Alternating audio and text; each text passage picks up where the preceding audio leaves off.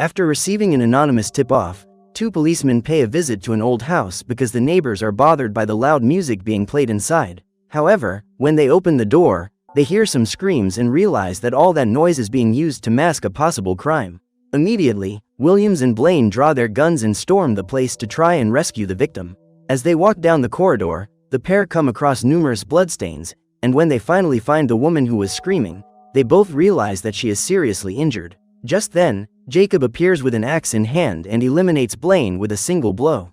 Williams is then attacked and loses part of his left arm. However, before his head is hit, the man pulls the trigger and manages to scare the criminal away. Seconds before collapsing from blood loss, Williams uses the radio to call for backup and manages to save himself and the victim, who has had her eyes removed. Minutes later, several cars arrive at the scene and detectives begin to analyze the bodies found in the house. Both the policemen who shot the criminal and the victim were rescued alive from the scene, but another 7 bodies that had had their eyes removed were dug up from the property. 4 years later, Williams was able to change jobs due to his limitation and now works in the juvenile detention center. The policeman is responsible for keeping troublemakers in line, and together with Hannah, he takes a group of boys and girls to do community work, so that they can reduce their sentences. Each of these young people has been sent to the detention center for a different reason, including theft, assault, and selling illegal substances. On their way to the Blackwell Hotel, Tyson and Michael start fighting and exchanging punches on the bus. Noticing the commotion, Williams rushes to separate them and says that if there are any more disagreements, they will all go back to the reformatory. Minutes later, the group arrives at the abandoned building and is greeted by Margaret, a government employee who works in the restoration of historic buildings. According to her, the property was donated a few years ago and now the woman and her team are planning to reopen the hotel with the aim of turning it into a homeless shelter. It was to carry out this restoration service that these young people were summoned and decided to volunteer for the job, discovering that for every 3 days of voluntary work, they will get 30 days off their sentence. During the tour of the property, Margaret reveals that Mr. Blackwell built the hotel with the aim of turning it into a place of entertainment for him and his friends. The building is rumored to have secret passageways and mirrors everywhere, but Margaret has never found any of these. She says that the suites on the 2nd floor have almost all been refurbished and volunteers will be able to stay in them. Margaret also warns about the penthouse and says that the 8th and 9th floors are restricted areas because they are very dangerous. In 1971, a fire destroyed both floors and took the lives of Mr. Blackwell and his wife. As the hotel was built more for entertainment purposes than to make money, the building was never restored. After receiving their assignments, the volunteers split up to start cleaning, but as soon as they start working they realize that there is something wrong with the place. While dusting with a broom, Christine senses someone nearby and walks through the corridors in an attempt to find out who it is. Suddenly, the door to one of the rooms opens and the young woman is dragged inside. Seeing Kira, Christine feels relieved and discovers that her colleague is planning to escape through the window. The detail that Kira missed is that the window leads straight out onto the patio, so if they decide to jump, they will still be trapped inside the property. Frustrated at seeing her escape plan fall apart, Kira sits down on the bed to rest for a while, at which point the door opens.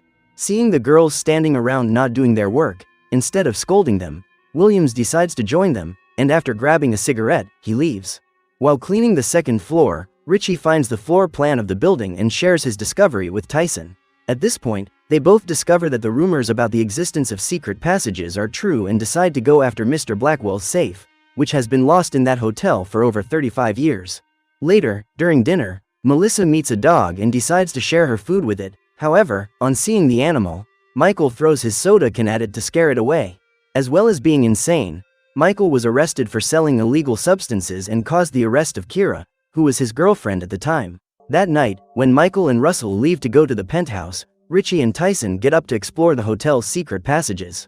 While she's taking a shower to go to sleep, Kira realizes she's being watched by someone and gets scared. Michael then opens the door and attacks his ex-girlfriend, but Christine appears just in time and orders him to stay away from her friend. Afraid of being reported, the man decides to leave, and even after finding out what happened, Zoe decides to go to meet him together with Melissa, who is in love with Russell. Meanwhile, Williams and Hannah are chatting on the 1st floor without even imagining what the young volunteers are up to upstairs. When they reach the 8th floor, the pair come across the body of a victim who apparently hasn't been there long. At this point, Richie begins to wonder how the man got there, given that the building has been closed for years. While checking the victim's pockets, Tyson notices that his eyes have been removed and is startled. Convinced that some sinister criminal is behind this, Richie runs away frightened in an attempt to find a way down to the first floor, but ends up being found by Jacob. As soon as the elevator door opens, the criminal uses a chain to capture Richie, and after hitting him with the hook, Jacob drags his new victim into the elevator. Seeing his friend being dragged by the leg, Tyson is paralyzed with fear and can't help him. Then, when the elevator door closes, he goes after Williams to call for help. After hearing the elevator moving, Margaret goes to talk to those responsible for the teenagers and says that they are not in their rooms. At this point, Hannah gets up and walks to the elevator to go after them, but realizes that there is no one inside. After entering the elevator, the woman presses the button that should take her to the second floor, but realizes that she is going to the penthouse. When she reaches the 8th floor, the door opens, and as Hannah waits for the door to close again so she can go down, Jacob appears. After eliminating the woman by slamming her head against the ceiling, the man throws her to the floor a few times to check that she has indeed been eliminated, and then removes her eyes with his own fingers. Meanwhile, Michael and his friends are climbing the stairs to the penthouse while Christine helps Kira find a way out of the property. After suggesting a possible way out, Christine says goodbye to her friend because she doesn't want to go with her. The young woman ran away from home because of her stepfather, so she has nowhere else to go, but she supports Kira in her decision. To get to the courtyard, the young girl has to climb through one of the kitchen windows, and when she tries to open it, she has an accident. The sound of Kira falling to the floor attracts the attention of Williams and Margaret, who rush into the kitchen to see what's going on. Seeing her friend in trouble, Christine runs to distract the policeman, at which point Kira sees the food elevator opening. Frightened, she tries to run, but ends up slipping and falling to the ground. At that moment, Jacob sees the perfect opportunity to capture her and manages to hook Kira's shoulder. The criminal then drags the young woman into the elevator. Hearing her friend's screams, Christine rushes to the kitchen to help her, but she's too late. When he realizes that the young woman has been captured, William starts a rescue plan and asks Christine to check that all her colleagues are in their rooms. At this point, the girl is forced to reveal their secret and tells them that everyone has gone to the penthouse. Worried about what might happen to these young people, the policeman decides to go after them and calls the elevator to get to the terrace faster. Meanwhile, he orders Margaret to call the police station for backup and Christine decides to accompany Williams. As they enter the elevator, they notice that the ceiling is covered in blood and the policeman reaches for his gun, realizing that he is dealing with a real threat. After exiting the elevator, they walk attentively down the 8th floor corridor and come across Tyson. The young man then reveals that Richie has been captured and describes the criminal's appearance. Upon hearing the description, Williams goes into shock as he realizes that he is after the same man who cut off his hand 4 years ago. Although the criminal was never found by the police, Williams was confident that he couldn't have survived being shot several times that day.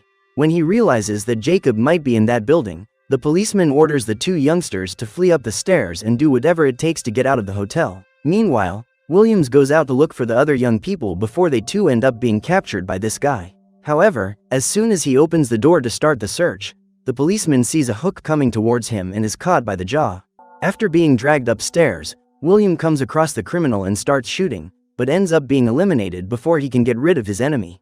As the policeman's body falls to the ground, Christine takes the gun from his hand and runs off with Tyson. At that moment, Michael and the others are resting in one of the penthouse rooms and have no idea that they are being watched by a giant who is devising a plan to capture them all. After talking for a while, Russell invites Melissa to accompany him to the 7th floor and they are both alone for a romantic moment. When she wakes up, Kira realizes that she is trapped in a kind of cage next to the body of a girl.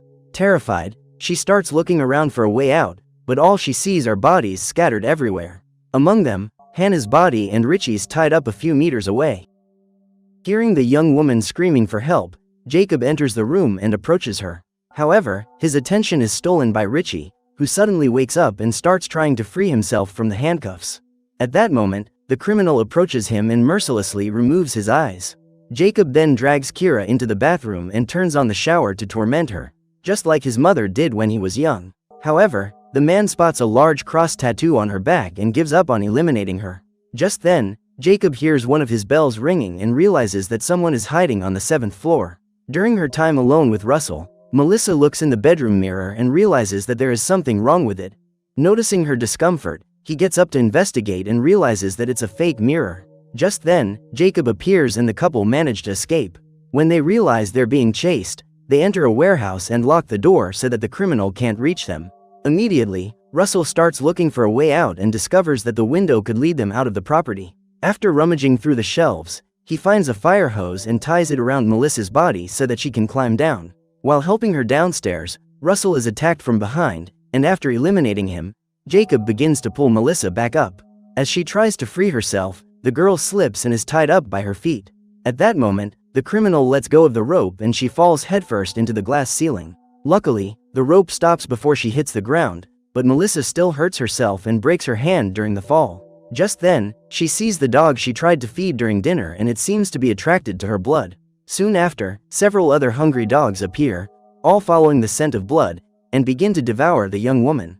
After removing Russell's eyes, Jacob goes after the other survivors and is about to strike Zoe, when Michael pushes her away and strikes his enemy. Despite being smaller and weaker, the young man is extremely agile and has experience in street fighting, so he manages to take down the bald, pumped-up man. He then drags Zoe by the arm and they both manage to hide, forcing Jacob to search every room for them. After searching every corner of room 810, the criminal finds no one and leaves.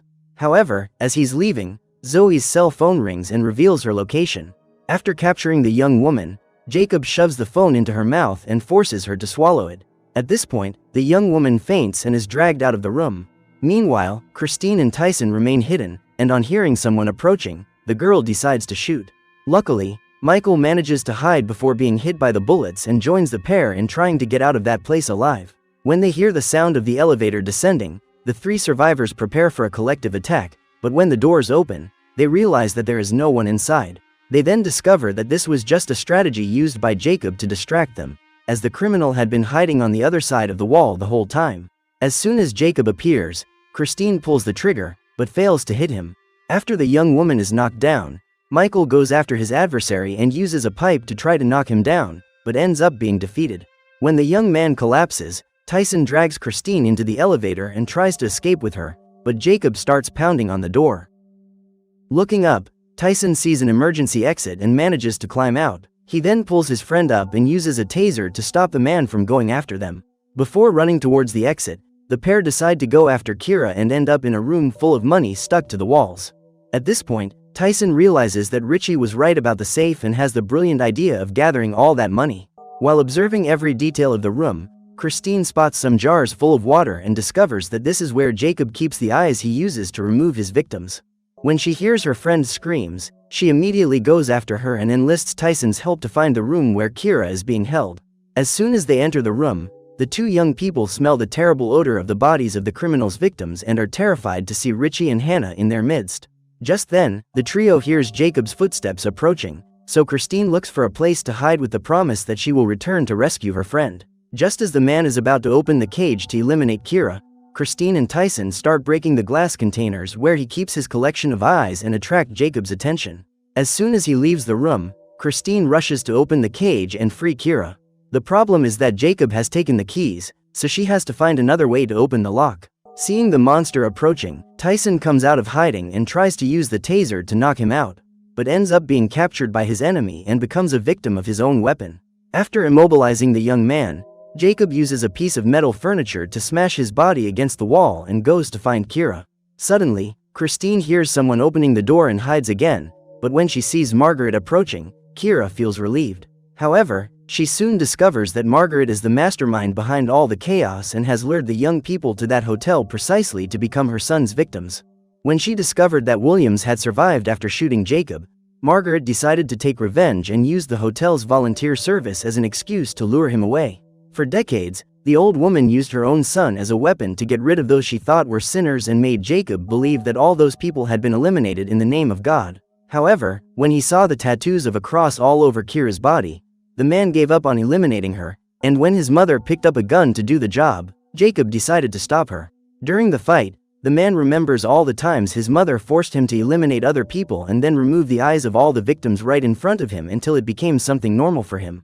After looking back over his entire past, Jacob realizes the truth and comes to the conclusion that his mother is evil itself incarnate. So he makes the difficult decision to eliminate her and throws her against the metal rods that are sticking through the wall.